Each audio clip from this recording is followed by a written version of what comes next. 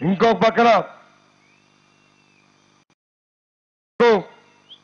Grasim industry factory కూడా ఈ రోజు మనం ఆపుతాం జరిగింది.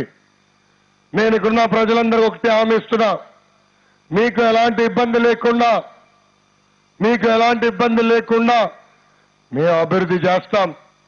ఒక పరిశ్రమ తీసుకొస్తే మన నీటిని అది కాలుష్యం చేయకూడదు. అందుకే ఆమోగ్యమైన పరిష్కారం వచ్చే వరకు ఎట్టి పరిస్థితుల్లో ఈ ఫ్యాక్టరీ కూడా ముందరికెళ్దని ఈ సభాముఖంగా మీ అందరికీ నేను హామీ ఇస్తున్నా. మనం ఎప్పుడన్నా ఊహించామా ఇంత సంక్షేమం ఇంత అభివృద్ధి జరుగుతుందని? ఊహించామా?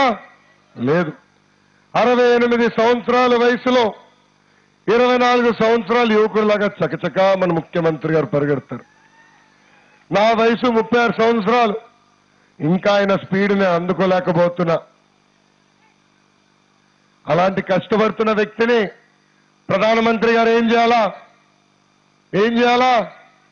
ప్రత్యేక హోదా ఇచ్చి ప్రోత్సహించాలా. కానీ ఇచ్చారు ఆయన?